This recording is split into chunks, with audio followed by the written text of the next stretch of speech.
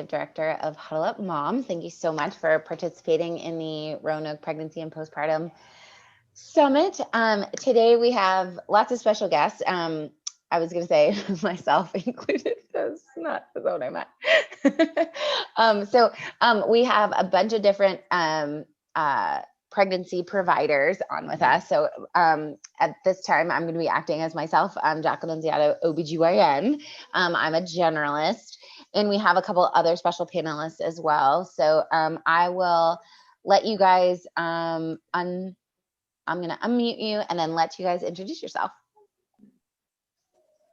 Hey, I'm Kimberly Simcox. I'm an OBGYN, also a good friend of Jackie's. I'm with the generalist group at Carillion Clinic, and I am also an addiction medicine provider, and I work really closely with Dr. Wells, who will introduce herself too. So I'm Jen Wells. I am an OBGYN trained psychiatrist. So I practice primarily perinatal mental illness at Carillion Clinic. So taking care of women with mental health issues who are pregnant and parenting. Sorry about the noise. Those are my dogs in the background. And I work closely with Kim Simcox as well, because I'm also an addiction provider here at Carillion Clinic. And I'm Dave Gregory. I am a family doc who happens to be involved with prenatal care and deliveries, and I work at Carillion. I am not directly a partner of the three others on this Q&A session, but I work closely with them with a lot of the patients that I see. So thank you for having me. Thanks so much. So we're recording the sessions for, we have a couple of people that are logged on, but we also are recording the sessions. And if you are joining or coming in and out, I know a lot of people wanted to see other sessions kind of at similar times. So you can leave your questions in the chat box, and then I will take a look and see them, and I can present them along with some of the other questions that we have here. So the first question that we have are, what do you think that people should look for? Like, you know, you take a pregnancy test, you find out you're pregnant. What are some of the key aspects you think people should think about when searching for a OBGYN or a healthcare provider for their pregnancy? We can kind of go around the room. Kim, you want to go first?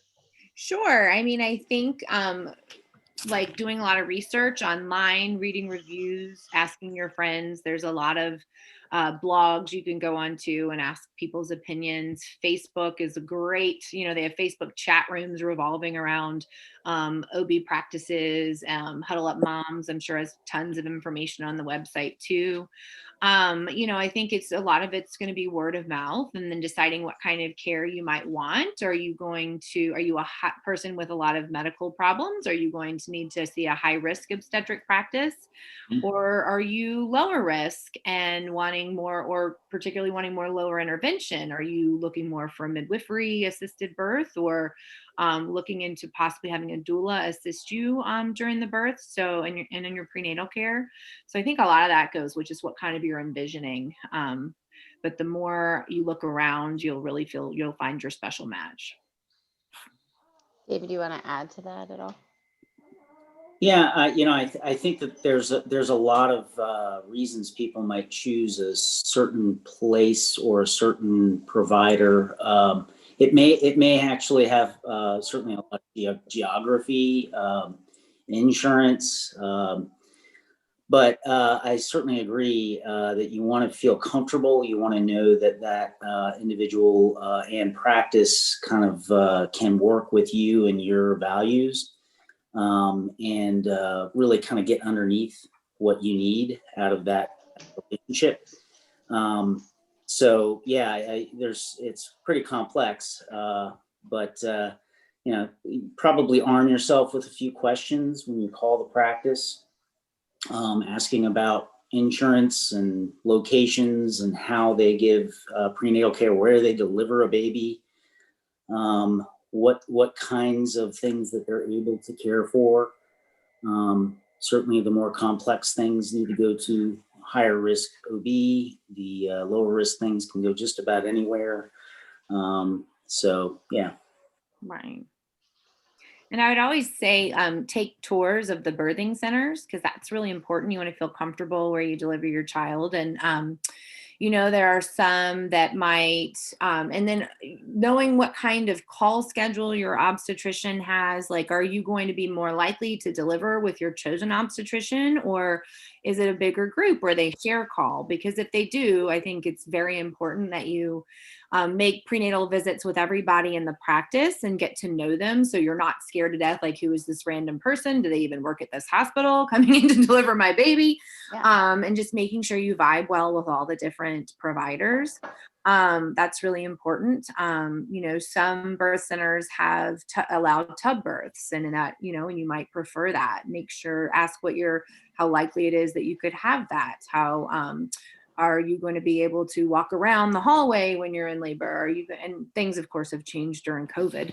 But I think it's really important you at least know that you're going to jive well with the providers. Are they affiliated with residents? Is it a learning institution? I mean, we work with residents, and I tell you, it's been great working with them and getting to educate them. They're very supportive of our patients. And I know some people are kind of nervous about that, but we're holding our residents' hands, working right side by side with them. And so I think addressing any of those concerns. And if, say, you're having a C-section, who will be helping with that birth, who will be assisting, is really important to ask about too. Are they going to allow you to hold your baby after your C-section? Are you able to room in with your baby, and recovery with your baby is important too. So those are all kind of key questions. What do you think, Jackie? Anything else? Yeah, I mean, I think all of those points are important. I know that patients I think one of the best things, and I keep plugging why we're having this resource summit, but for me, one of the things that you don't know what you don't know, and so a lot of patients come in with this, like, I have no idea what to even ask. And so I think talking to your friends, so having somebody that's already been pregnant, ahead of you. I always say, 4 weeks, 6 weeks ahead of you. And then having someone that's delivered at the hospital or with the practice that you can look to ask questions.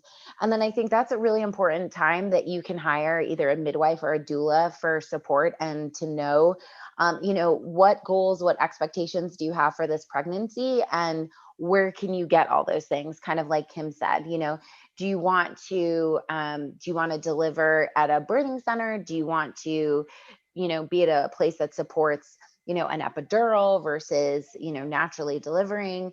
And I think the component of, one of the benefits that a lot of people don't realize, to plug in for us having residents, because I hear that from patients all the time, like, oh, I don't want a resident, or I don't want, somebody that's learning. There is a saying in medicine that people don't realize is, like, you don't want to come in demanding the CMO of the hospital do your appendectomy, right? Because the chances are they haven't done one in 40 years. And in the same regard, like, if you want somebody that's down in the trenches and doing it every single day, all day long, it's the residents, and they're seeing pregnancies from low risk to high risk. And they are on their game and so excited about learning opportunity. And they're also practicing the most evidence-based medicine. And so if you're going to go to a place that has providers that work with residents, then that you're getting the very best, like, latest research, all the things that change. And I think that's an added benefit that a lot of people don't realize, At Jen, one of the questions that we have received, and I know that you're giving a talk about it later. So I think, both Dave and Kim mentioned, are you a low risk pregnancy or are you a high risk pregnancy? And so the biggest thing for me is people pee on a stick and then they stop all of their meds, right? And they come to us and we're like, no, don't do that. Jen, can you talk a little bit about that? And then kind of, I know you're going to delve into it more during your talk, but. Sure. Yeah, I definitely was trying to drill down. I speak a lot to doctors and not that often to just people in the community and patients. And I was trying to come up with like 5 key things for people to know. And it sort of breaks down to having mental illness, depression, anxiety, bipolar disorder doesn't stop when you get pregnant. It's very normal. It's very treatable. And please don't stop your medications. Yeah. Above it all. Please don't do that. Just ask call your provider. But I think with reference to what you were saying about whether you're low risk or high risk, just because you have mental illness, you have an issue with depression and anxiety in your past, it doesn't mean, one, you will have it with your pregnancy. It doesn't mean you're necessarily high risk.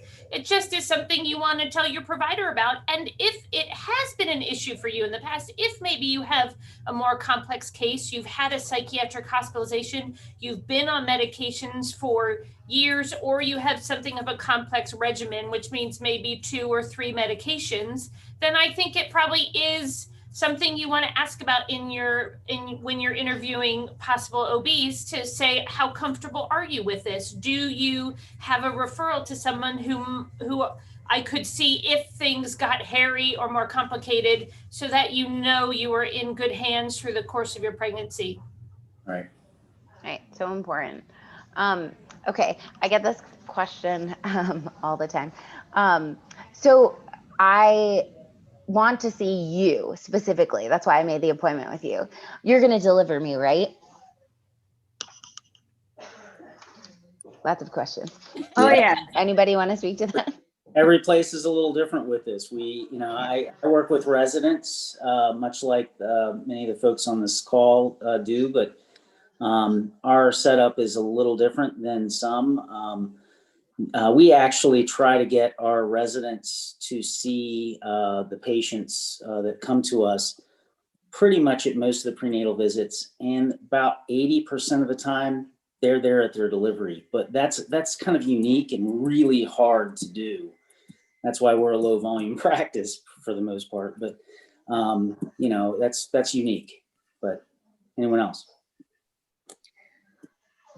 Yeah, I always try to encourage my patients to please meet with my other providers. I always kind of give them like a little talk about each of the people in the practice, show them their pictures. I always say, oh, well, Jackie's like the northern version of me. You're going to love her.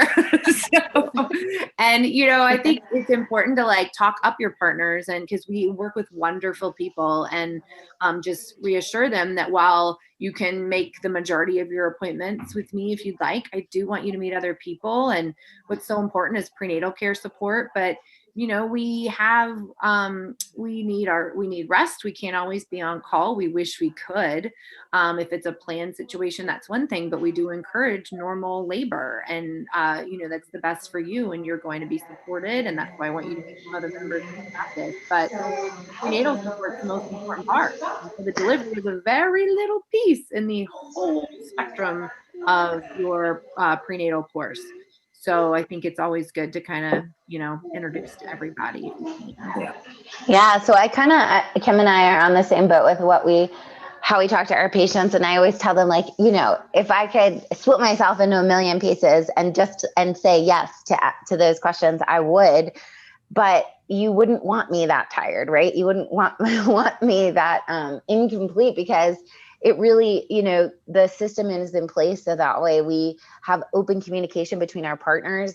We do, I think, a phenomenal job, even when amongst the 4 of us, communicating, transferring care, really taking your wishes and your desires and letting our partners know. I know, Kim and I share a ton of patients back and forth. And I'll say, like, this patient really wants a water birth. If you're on, like, or to be in the tub and labor in the tub, if you're on, let me know. And we'll often put, like, this person really wants to breastfeed. This person doesn't want to labor on their back. This person's going to have a support doula with them. So we can communicate. But I think too, the biggest thing for me is that everybody puts so much emphasis on just the labor portion, and it's so small. And really, your pregnancy is kind of a foreshadowing for what your body, could potentially do in the future. And so really learning about, yourself and your pregnancy and how you can manage labor, how you can take control and manage your labor, and how you can take care of yourself with your doctors afterwards, all that stuff is so important too. And so if you happen to get somebody, I would say it's very rare that you're delivering with somebody that you haven't seen, because we really encourage that you meet everybody in the practice, Yeah. Yeah. And it kind of goes back to the original question. And how do you pick a practice? You want a practice that has a great team, not just an individual. You want, good staff that checks you in. You want a good staff that rooms you. You want great folks who take care of you at the end. All of that. Yeah. Right. And the labor and delivery nurses in the labor process, they're doing all the work. And they are fantastic. So that's why the birthplace tour is really important, to be familiar with where you're going to be. And, really we just kind of catch. But we love to support you, but the prenatal portion is so important, and your rapport with your nursing staff is so important. And then, so I got a lot of questions about this morning from our live chats, but how do I decide? And I can start to answer that question, so that way I could help you guys with that one, because I feel like it catches everybody off guard. How do I know whether to deliver at Lewis Scale or at Carilion? Such a great question. Oh, such a great question. And why do the places not get along? So first of all, we do get along. Dr. Wexler, Dr. Harding, the midwives up there, they actually are all part of this. And we all do get along, and there is truly a practice for everyone. So if you deliver at Lewis Scale, if you deliver at Carilion, you have to do what's best for you. Honestly, a lot of it is based on location. I hate to break that to everybody. The other thing is whether or not your pregnancy is going to be deemed a low risk or a high risk. I think that's the huge one, because, for myself, the fact that I was going to deliver, premature and need the NICU, that was so important to me. I didn't want to deliver somewhere that was away from my baby. And I know a lot of moms feel that way. So, I think the answer is still the same. Do your homework, find providers that you mesh well with, that you get along with, talk to your friends, and then whether or not you decide it has to be the right decision for you. So yes, we do actually all get along. And we want to support you, and we feel that we do by doing things like this, conference, but you guys can answer too. I don't want to be the only person. No, I think it's funny. We all, it's, when you talk about a provider's history, we often change practice to practice based on, it's more like contracts and schedules, and it's more a business decision versus a personal, like getting along with your partners. We get along wonderfully with Lewis Gale. In fact, I worked with Chris Conrad and Becca White at Lewis Gale for 6-7 years in New River Valley, and now they went to Lewis Gale. So it's awesome. I can collaborate with them. We talk about our different patients. So we all do have very good relationships in this smaller community. So that's an advantage. But again, that's why, look at the center and feel comfortable with where you're going to birth. But we all do. We're all very close friends. A lot of us outside of work too. Yeah. For me, I think everything that's been said is absolutely right. I think all of us would agree the most important thing is great care. And that great care is not really driven from us. It's driven from the patient and what they need. So geography might play in. Certain history of being at Lewis Gale versus being at Carilion, all that's fine. Everyone just wants the best care for you. I will say, from a mental health perspective, even the mental health providers at Lewis Gale, some of them train me. They all know me. They all know what I do. So if they want further collaboration or consultation about a particularly difficult psych patient who might be delivering, they call me all the time. And unfortunately, Allison Dorica, who's high-risk pregnancy, couldn't be on this live session. She's going to be giving her own workshop later, but she'll tell you also they do all of the high-risk pregnancy scans for Lewis Gale. So it's literally like the bridge point between the two of us. And then finally, for our last question, because I think another really important, I am really interested in hiring a doula, but I heard that OBGYNs, family practice providers don't like them while you're in labor. Can you guys speak to that? I'll just say it right now. I love doulas. Bring them in. Yeah, that's a myth buster, I think. We couldn't feel more differently about that. So I don't know where that came from, but I'm happy to squash that rumor. But you and Kim can and Jen can kind of talk about that too.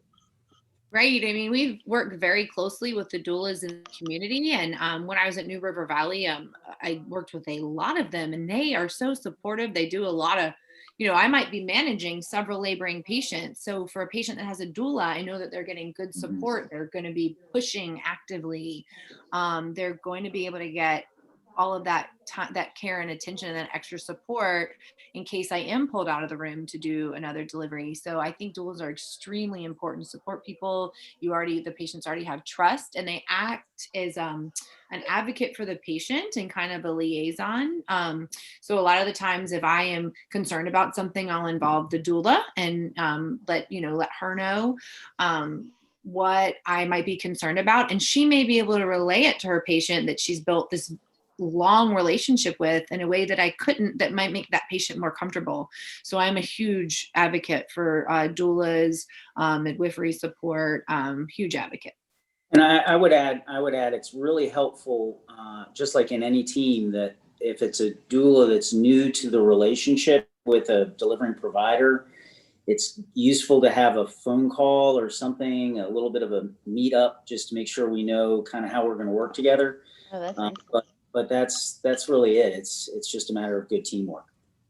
I feel like we like to put labels on things, right? So that the OBs, we're worried about our jobs being taken, like nothing could be farther from the truth. And I don't know about you guys, I was trained by midwives, and alternative birthing practices was part of how I became an OBGYN. And I've done plenty of water births, and I'm sure lots of people at Carillion who you see as a generalist have done that as well. Our exposure has been to all types of birthing opportunities, and we sort of want to inspire you to choose what you need. And so if a doula is able to provide minute to minute care for you, and that's something that you jam with, then by all means, like, we want it. Seriously though, like if that's your jam, for some people, it's not, and they like a very controlled and more medicalized birth. And for some people, they bring out the tub, and we've got on the Gaia music, and we got a yogi in the background, like, heck yeah, let's do it all. Like, whatever sort of works for you. I feel like,